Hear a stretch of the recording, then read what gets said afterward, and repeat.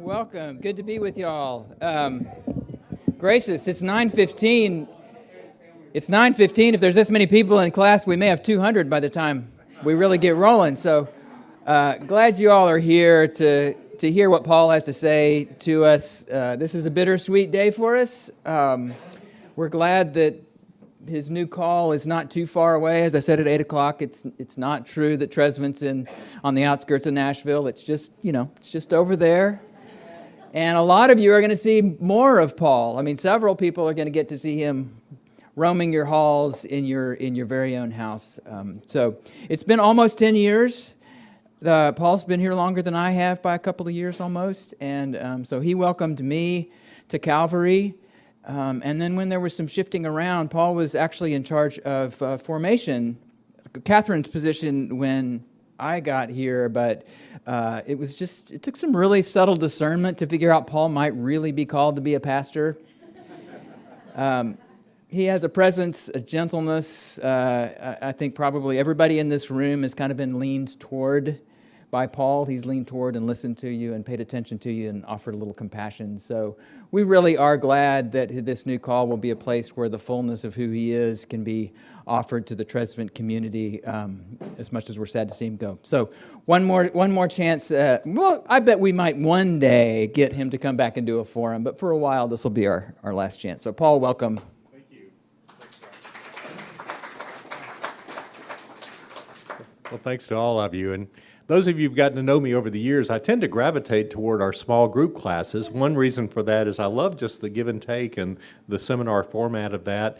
And we, rather than this being a lecture today, I want it to be some interactive. I'm going to throw a few questions at you, and I really want you to answer those.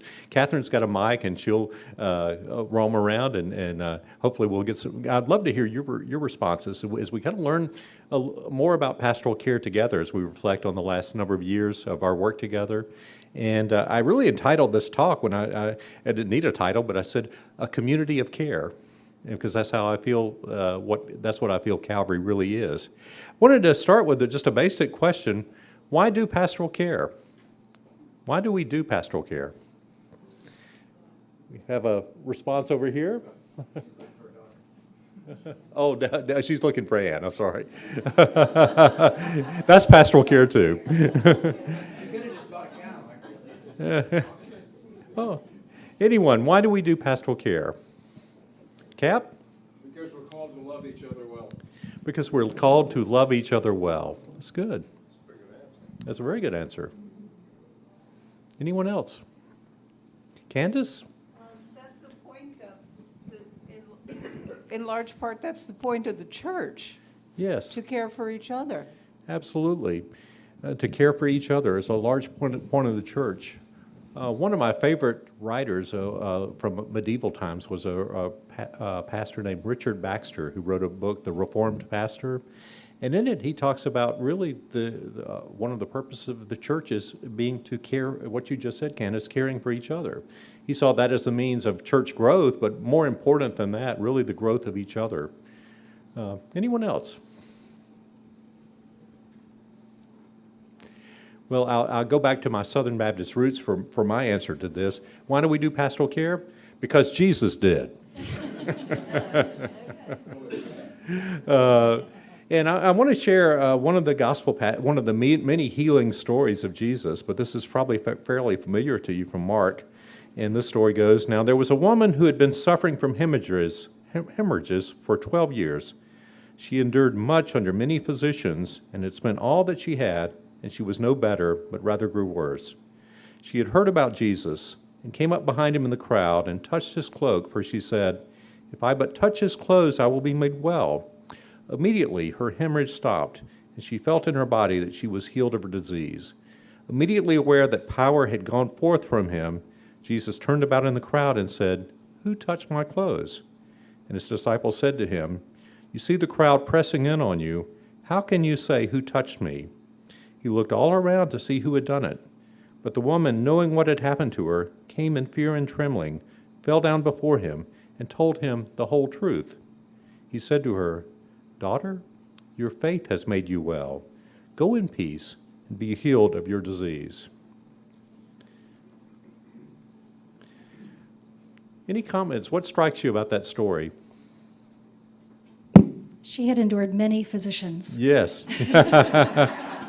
And a few of you can relate to that. We have a few physicians in this room, too, who do a wonderful job. She also spent all that she had. Healthcare can be expensive, even in those days. Where did Ruthie? She believed. She had no doubt. She believed. She believed. He would heal her. Yeah, she believed. And I think that's where I was going, is really this shows the holistic nature, I think, of healing. Because notice Jesus was, she may have, I think 2 healings took place. Apparently a short-term healing took place when she touched his clothes, and she felt this healing power already. But notice Jesus was not satisfied with that. He sought her out. When the disciples said, "How are we going to find her in this crowd?" He didn't take that no for an answer. He still wanted to find her. And then she came forward and spent time. They spent time in a conversation. Notice that she told him what truth? The whole truth. So apparently they spent some time in conversation together. And then he makes this, what Ruthie was pointing out, this rather remarkable thing. Your faith has made you well. Then he says, go in peace and be healed of your disease. It's almost as if whatever transpired between them with whatever we want to call the miracle or the touching was not enough. They needed the conversation. They also need to know, she needs to know that healing is a journey, and this is a starting point for that. And I think that's how pastoral care, I'm becoming to see that more and more, that healing happens a lot in conversation. I think the best physicians are those who really don't just go immediately to the intervention, but have a conversation with you, really to try to find out what's really going on here. And Jesus was always like that. He wanted to know what's really going on with this woman. It's not just about me, a transaction of her giving her healing. It's about us learning about each other, being in conversation, and really finding out the depth of that, and finding out also discovering the depth of her faith. And obviously pointing out to the community that this is how healing takes place, through faith together. I wanted to share a little bit about how we do pastoral care at Calvary, and some of many of you are team members and leaders involved in this ministry. But I want to first give thanks to the legacy of those who've gone before. And we've had a number of many priests who've engaged in pastoral care over the years. 2 that I've inherited a lot from and got to spend a lot of time with prior to or during my role here were Bill Kolb and Eileen Farmer. And Bill was instrumental, among others, as I understand it, in setting up our team approach to pastoral care. And Eileen carried that on and even added to it, made it even a greater dimension. But when I came here, Eileen said, we do pastoral care very differently here at Calvary. It's an emphasis on lay people doing pastoral care. And we have built a culture, and which is a good thing for a large church, is that the culture of the congregation, that for the most part, most of you do not necessarily expect that a clergy person has to be there every step of the way in your healing journey.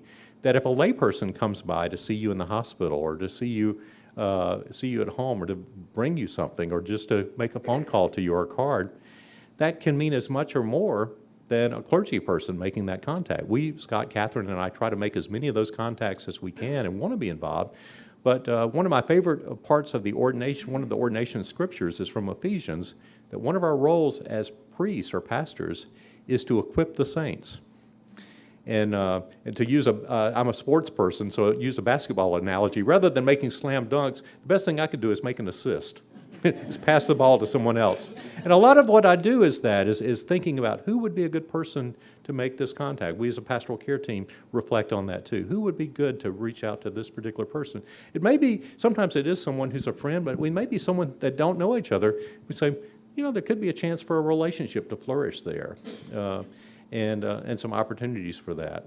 And so what we do here now is every Wednesday I get together with Martin Jelinek and Lynn Grice, who are co-leaders of our pastoral care team. We go through a database of parishioners, and we kind of have a list of those who may have health care and other situations going on. that particular week, we usually compile about a list of about 15 to 25 to 30 people that we want to make a touch to that week.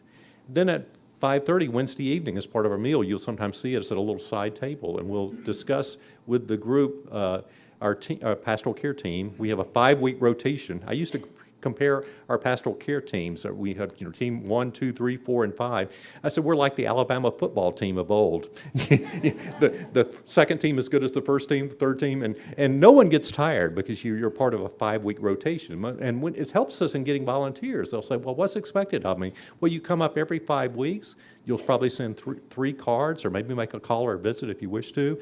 They say, well, that's not that big an expectation because it's shared among 40 to 50 people who are engaged in this ministry. So and I encourage you to be a part of that. And what happens a lot of times is someone makes a touch with someone and they say, I was so moved by that, can I join one of the teams? And that's how we get a lot of members. So that's what we do is the touches are cards, notes, calls, visits, taking communion, meals.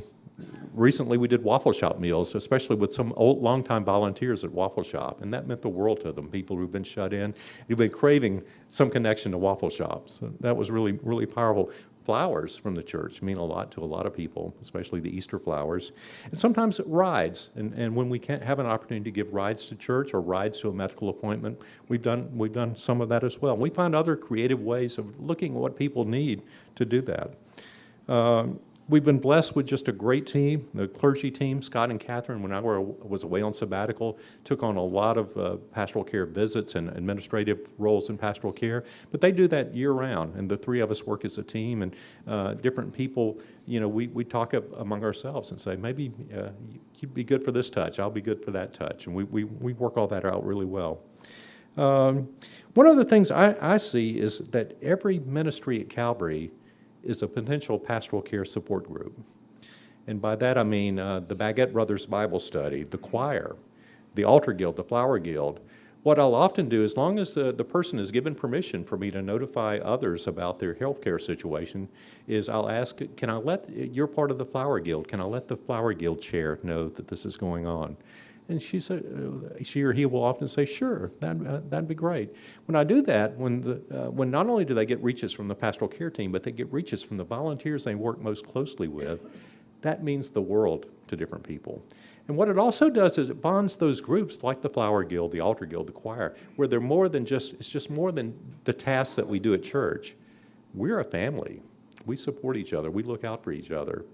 And often when a choir member, I'll include Kristen on the email, and that afternoon I'll hear, Kristen reached out to me today, or some choir members reached out to me today. And that meant the world to me, for the people I sing with care about me. And so I think that's an opportunity for us to think about how we can make each group within the church a support group. One of the things, and one of the blessings too, last year we had a young couple with young children who were away on an international trip, and one of their oldest child got sick. And I reached out to some of the parents, young adult parents, and they were amazing. When the trip had to be extended, they offered to help out with the house or check on things here, make medical appointments when they got back, even raise some money because their expenses were more because they had to stay in place longer internationally. It was just phenomenal to see that. And that's just one instance of how different groups or different subgroups in the church can just really step up and make a difference. I'd be remiss if I did not talk about the Daughters of the King. And that's just one of the greatest resources here at Calvary, and they are prayer warriors. I'm married to one, and I've seen this in action. Each Daughter of the King has a sheet of prayer requests that they pray daily. And sometimes we get requests from people that will fill out prayer cards or will reach out to us and say, I'd love for my prayer request to be more confidential as far as the church, but can you get the Daughters of the King to pray for me? And we'll say, sure, we will. And so they have a number of things that many of you may not know about that they're praying for on a daily basis. And that's just been an enriching ministry to be as their chaplain, to be a part of that. And it's meant a lot to me. We've started a few new things over the last 10 years. And these were ideas that some of them came from you. young families approached us, said it would be really helpful if someone would provide meals to us when we have a newborn, because we're going through a stressful time, or this adjustment back home, adjustment to an additional child or a new child. And one of our, Olivia Hammond, one of our young moms, good to appreciate her on Mother's Day, said just took this on to create a meal train program and to keep tabs of when we have newborns come in. And we then send this out to pastoral care teams and others. We often put it in the epistle, and many of you have stepped up to take meals. And you can't imagine how much that means to new families. We get thank you notes for that, and just how much it really was a big help to them at a time in their life where they could really enjoy their new child without the stress of having to worry about how are we going to get all the meals done for this. And that's just been a great thing.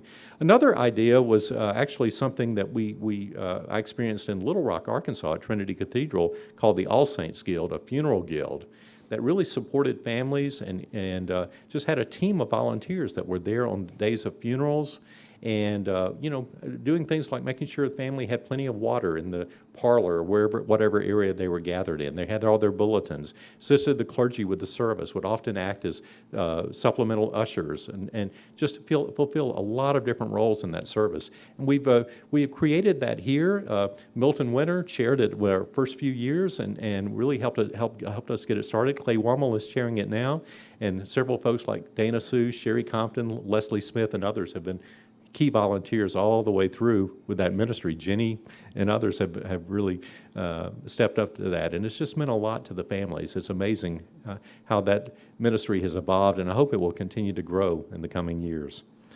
One of the things a mentor taught me is that every complaint call that I receive, or the church receives, or if I get that, is an opportunity for a pastoral care touch, our ministry. And that was really powerful, and I'll never forget having someone complain about something at a worship service, and then he suggested, well, Paul, rather than, yes, you need to act on the complaint, but rather than just doing that, see if you can have coffee with this person and have a conversation and see what else is going on with them. And I learned that there was a lot behind this complaint, not just from the standpoint of the church, but a lot of things about her own personal life journey that came into play in this. And we just had a really deep conversation, and later this same woman decided that she felt a call to healthcare chaplaincy, wound up going through clinical pastoral education, became a hospital chaplain at one of the major hospitals in Little Rock, and she and I began working together almost on a daily basis. But it was just interesting how I could have taken that as, that complaint kind of hurts my feelings a little bit, and just acting on it and not going any further with that. But I think in our own lives, I would extend that, probably every interaction has the chance to be a pastoral conversation with someone. And even though you may be put off by a complaint, sometimes, obviously, the complaints are very valid, and usually are, but usually there may be something else going on a little behind that through conversation, I think you can find out there's something deeper going on, and that's been really helpful to me in ministry. I wanted to read to you one of the best articles I've ever heard about pastoral care that really can shift your whole approach to how you think about it. The article is entitled "The Casserole Rules" by Jill English. It's a short article. I'll read it to you. Unless you air your laundry, divorce in the church is as isolating as a child's temper tantrum during the Sunday morning service. When my husband of 27 years suddenly and unexpectedly left, it was weeks before my large church pastors noticed I was missing from Sunday morning services, and even weeks before someone called to check in. I can't blame them. I didn't reach out. I was busy. I was inhaling and exhaling, managing shame, scrounging for hope, paying bills, and depositing what little emotional reserves I had to care for my devastated daughters, reeling family members, and befuddled friends. I was too busy facing the disappointment of opening my eyes in the morning, realizing that God hadn't granted my nightly plea to take me in my sleep because I didn't know how to live this way. There were so many things I didn't know about how to go through an unexpected divorce. There is no YouTube video, no manual, no to-do list for how to do it well. Yet the one thing I did learn is that you won't get a casserole from church when you're in the middle of burying a marriage. I realized this after the fact. A year after my husband left and before the divorce was final, my dear church friend lost her husband to a sudden heart attack. Here's the thing I learned when Joe died that I hadn't even thought about when my husband dropped off the face of the earth. There are dozens of casseroles in the church freezer. When Joe died, the church stepped up big for Sue. She had meals for months while she figured out how to manage the house and budget by herself. She had lawn boys, free electricians, and pro bono mechanics when her cars broke down. She received hundreds of cards from church friends. We watched them overflow her mailbox. Women came to clean her house. Strangers did her laundry and folded her towels. And not one person asked what she could have done differently to avoid Joe's death or suggested that things would get better because some new man would snatch her up in a second. I am so glad. I love her and am grateful for each person who stepped in to meet her in her grief and need. One time she gave me an extra casserole because her freezer was full. It was really tasty, and I ate it for days after we wryly talked together about the differences in our experiences of the death of a marriage, or of the death or a marriage. We both acknowledged the casserole rules. The church didn't give divorce casseroles, except the one she gave me. I was grateful, although a bit bewildered. During those 6 months of diagnosis, surgery, and radiation treatments, this woman, Jill, was actually diagnosed with breast cancer later. I was grateful, although a bit bewildered. During those 6 months of diagnosis, surgery, and radiation treatments, I never once prayed for God to take me during the night. I never cried myself to sleep over breast cancer. Never imagined what I did wrong to be so unworthy. There was no shame. Each morning I was happy to open my eyes. Sometimes I even longed for the phone and doorbell to stop ringing. I got free yard work for weeks, and I got lots and lots of casseroles. To be clear, this isn't about a church, it's about the church. My church tried in the best way they knew how. I don't blame them for any inconsistencies. I had never noticed them before either. We can't know our blind spots by seeing them. We must feel them. It's complicated, isn't it? As people of faith, we are very good at meeting people in times of death and illness. There are no judgments around these things. We do not need discernment about who was in the wrong. We don't have to wonder whether one's grief is deserving of a casserole. The rules about other human conditions are not so clear. Casseroles for the death of a marriage? For a mental breakdown? For rehab? How can we know whose fault it is? We all learn that God's favor falls on those who follow God's rules. Maybe then it's just best if we offer a sympathetic side eye and let the chips fall. There are rules, after all. Or maybe the rules are just misunderstood. Maybe loving our neighbor is a rule that means need is need, and grief is grief, and a casserole is the love of God made real for all who suffer, no matter the cause. Maybe. Yeah. Wanted to throw a question to you. What are some other things that may not merit a casserole, for which you may not receive a casserole or take a casserole? We heard divorce there. We heard mental illness, mental breakdown. We heard rehab. Anything else? Job loss. Yeah. A bankruptcy or financial problems. I've counseled with people about that who sometimes want to keep it very quiet because they feel like there's a stigma attached to that. But yet that they're yearning for help and assistance. Having to make a move? Yeah, moving can be stressful. Ruthie and I can attest to that now. She was going through old papers this morning for me. Yeah, having to make, or sometimes you're forced to make a move. Right. Pregnancy out of wedlock? Absolutely. What's that? Abortion? Yeah. Having a kid leaving for college, yeah. Many of you can relate to that now. Having a special needs child. What else? One that's personal for me, being a survivor of suicide. And sometimes people in those death instances don't know how to react. Caring for aging parents. What's that? Aging parents. Aging parents, yes. Yeah, being a long-term caregiver sometimes merits more casseroles than we can imagine. but yet none come, because we think about, well, the person having the illness or the person having the immediate intervention, like a surgery, but someone in a long-term situation, particularly a long-term caregiver for someone with dementia, may need more casseroles than the rest of us. Relationship issues with adult children can be challenges. And someone else was saying something. People who don't have a church, or don't have a church family to even have the possibility of a casserole. All right. Any others? Loneliness. It's very good. Yeah. Ruthie? I don't know that it involves a casserole, but I think when people lose a pet, Yes. that's like losing a child. Oh, yes. And the deep sympathy, acknowledging, oh my gosh, because it's not a simple thing. Yeah, absolutely. Many of you can relate to losing a pet, and we sometimes that's one of the hardest things you go through. And along those lines, Sherry Compton, when she arrived today, let me know that Allison Wetter sent her regards, but the reason she's not here is her dog Butch is very sick, and they're at the vet today. So pray for Butch. That's part of the Wetter family.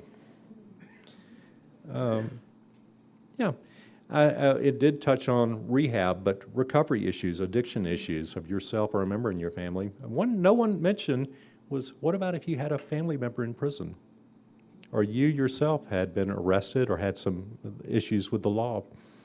Those are hard to really talk about, and I doubt anyone gets a casserole for that.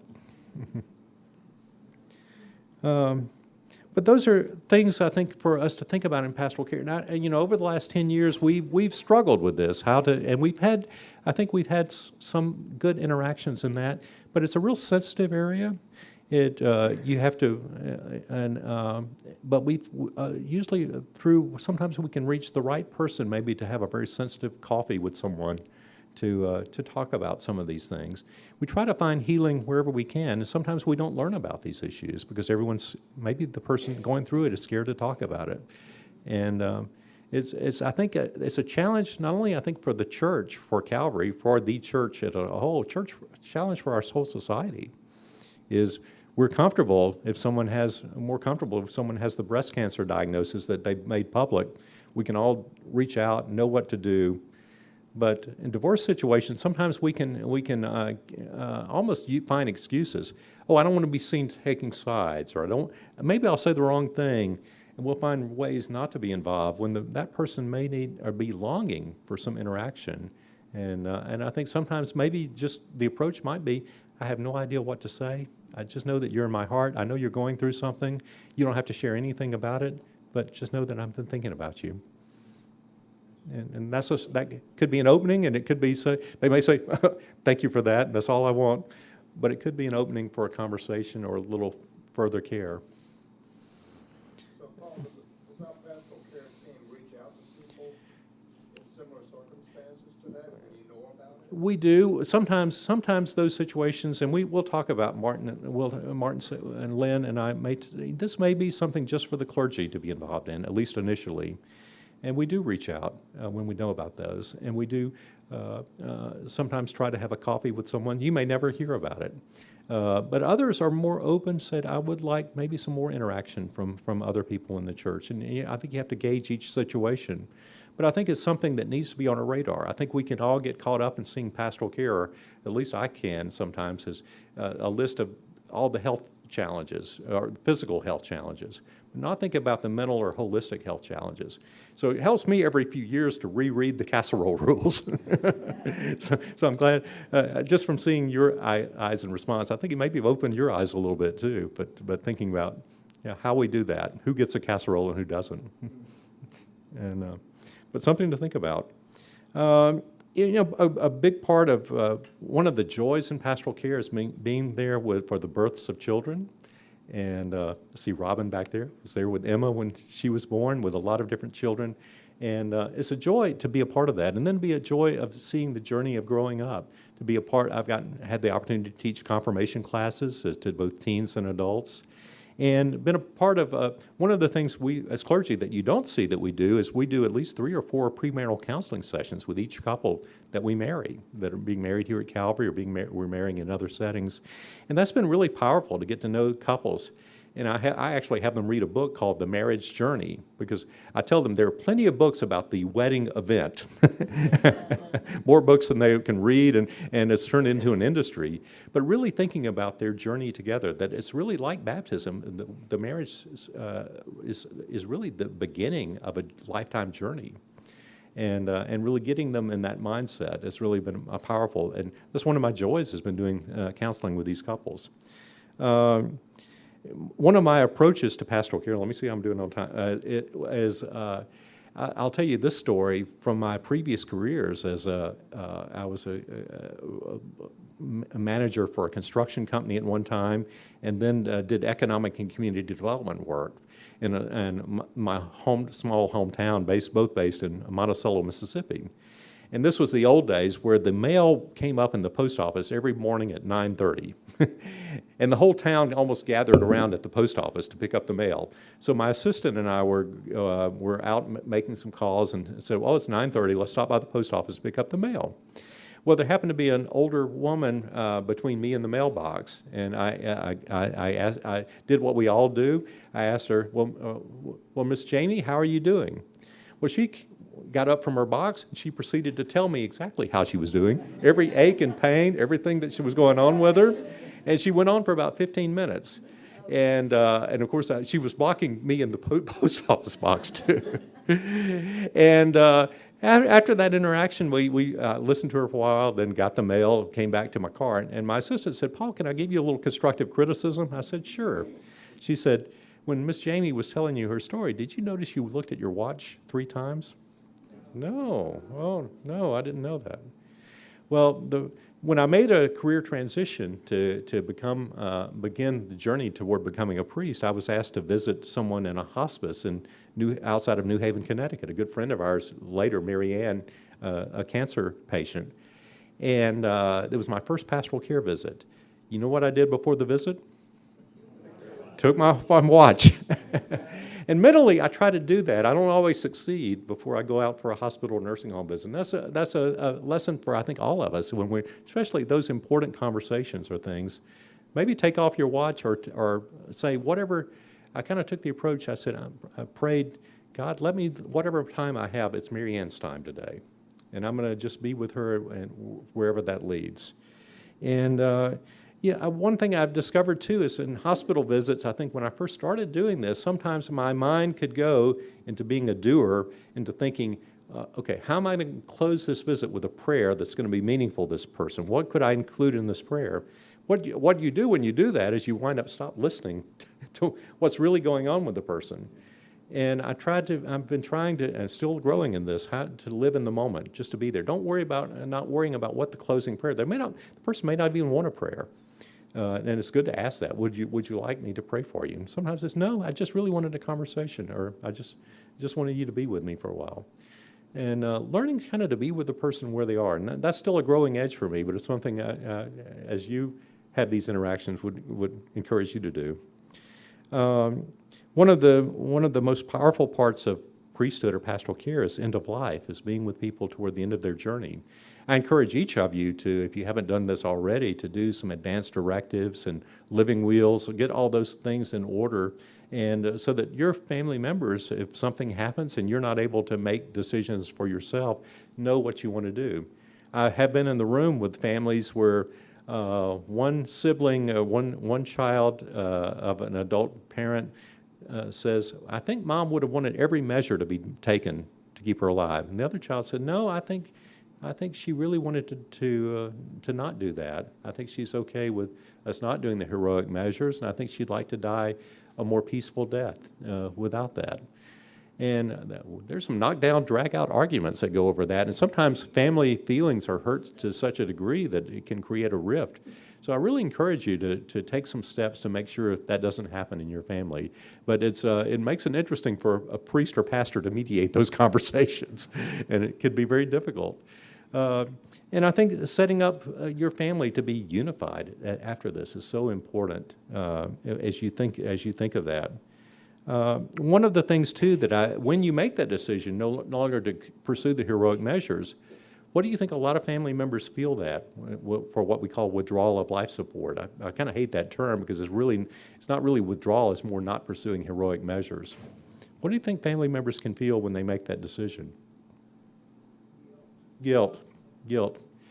One of the most wonderful things we have a new little booklet that's called Ministry with the Sick that I keep in my glove compartment that has some additional prayers that the church offers.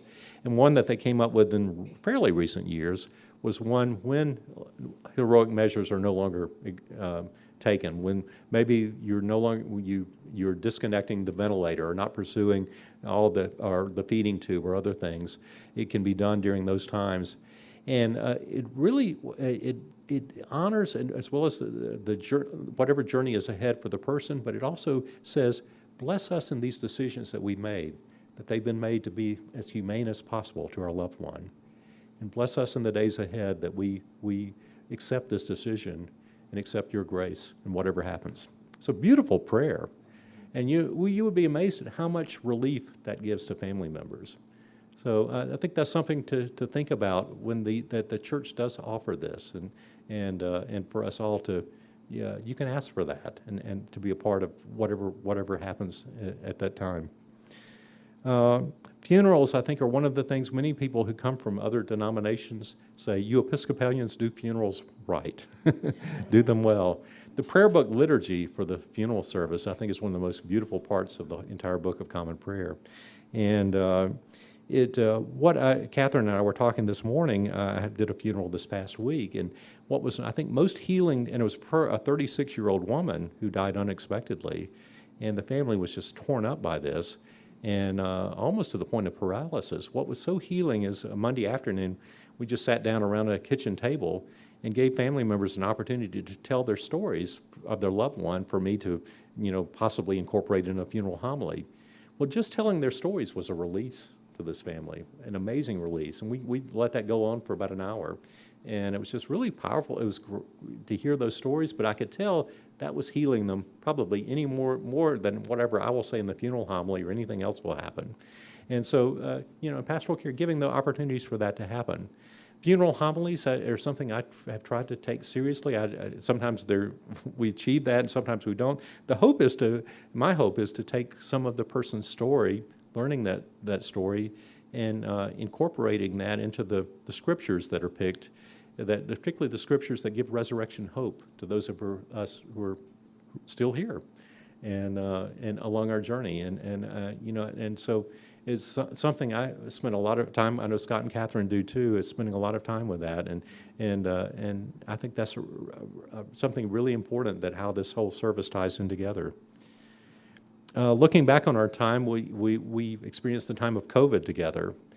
And it was really difficult, interesting to do pastoral care when you could not be in the hospital or nursing home settings.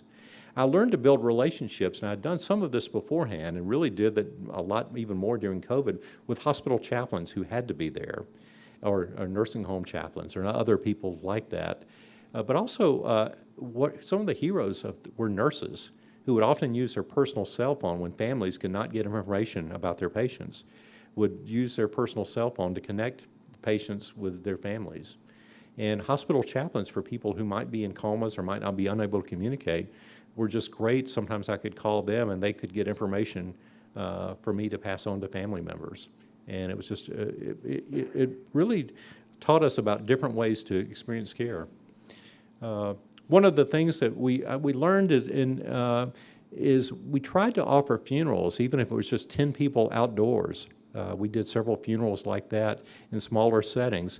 Some family members just insisted that they wanted to wait until the time was ripe to do a bigger funeral. Their family member was a very social person. They wanted a big reception at Calvary, and we did that.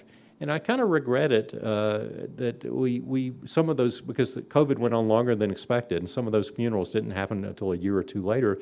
Sometimes I contacted the family members, and they were no longer as interested in doing it, And I felt like they really didn't get the closure, and maybe some of the friends didn't get closure. Looking back on that, if another crisis like that happens, I think if you can do something immediate, even if that doesn't preclude you from doing something bigger later, I think it's really important that people get that sense of closure, that they feel that, within a couple of weeks or so after a death.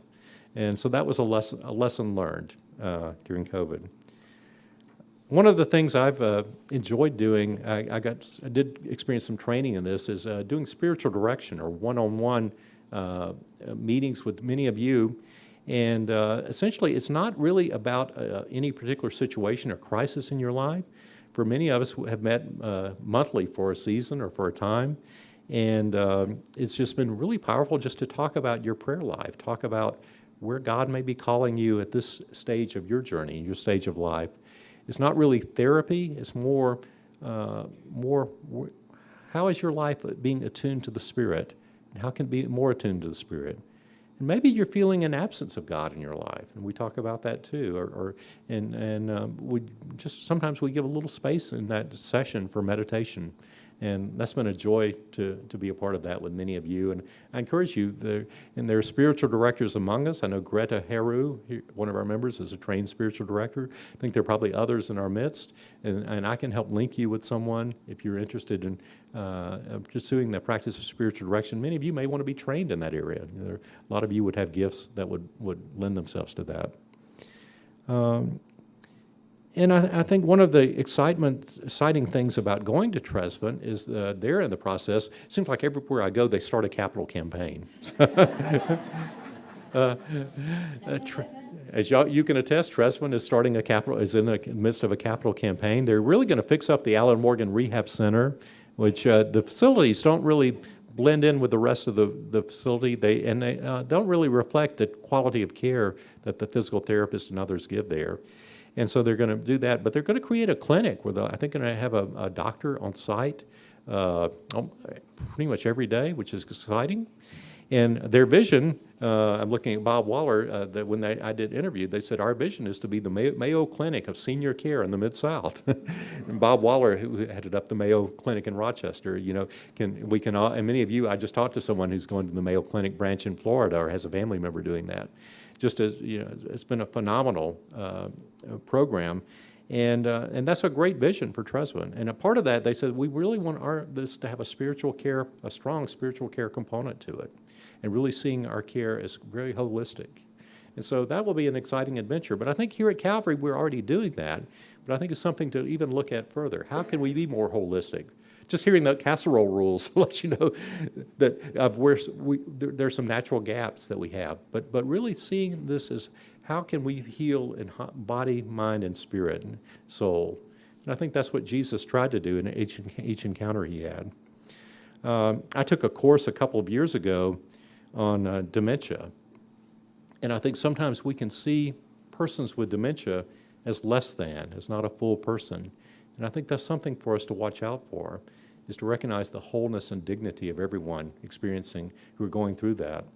And that there's still a whole person there. There's still a beloved child of Christ. And I think I'm obviously going to be experiencing that more in my new setting. But I think many of you are touched by that in your families and in our pastoral care settings. And I think part of even our worship service, everything else, how can we respect that dignity and wholeness of each person wherever they are? I've learned too that meet people, if the conversation goes to something that happened 40 years ago, a memory that is a little clouded and going in and out, just follow the person there. Be with them wherever the journey leads, and it may bounce to another time frame. And it may be something a little weird that, I don't know where the story's going. I've learned just go with it.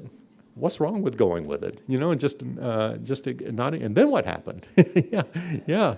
And just seeing that as an adventure. And I encourage you to do that too. We mentioned caregivers and being sensitive to that people who are engaged in caregiving. Most of you, if you're not already, many people, someone wrote that you're either a caregiver or you're going to be a caregiver. And there are some of you who are a part of what's called the sandwich generation, where you're caring for an elderly parent as well as caring for teenagers, doing both. And that can be as well as working a full-time job or having a small business. We've got folks involved in that. They're the ones who need casseroles. one of the things, probably the hardest lesson I've learned in pastoral care is the mutuality of care. I think in some ways, I like giving pastoral care. You probably like giving pastoral care because we feel like we're in power. We have something to give to someone else. And I'm in control of giving that resource, whatever it is, time, words, flowers, meal. I'm giving you something else. I'm in control of that. What is hard is receiving pastoral care for many of us. And I've been on that end. Ruthie's had illness. I was in a car wreck a couple of years ago. Many of you wanted to do pastoral care for me. And it was humbling to accept pastoral care from others. And I wrote a little blog article that really I was writing to myself. God likes a cheerful receiver. It's easy, I think, for us to be cheerful givers, but it's still something I'm learning. But there's something about opening ourselves up to the vulnerability of receiving pastoral care. I think that's as important a part of our journey as giving care, is receiving the care of others who want to give that care. And maybe we need that more than we think we do. And part of it is letting go of power and giving room for vulnerability in our lives. Lesson I'm still learning. And I wanted to close with one word, is gratitude. I'm just thankful to each of you for your support and encouragement of Ruthie and me these last 9.5 years. It's been a joy to be a part of things here at Calvary. We've learned a lot. I think we've learned a lot together. We've grown a lot together. And you're going to continue to grow. And I think you'll have some new people coming in. Obviously, you've got new facilities. It's a new chapter for Calvary as well as a new chapter for Ruthie and me. And we're not far away. But know that you'll always be a part of our hearts. Thank you.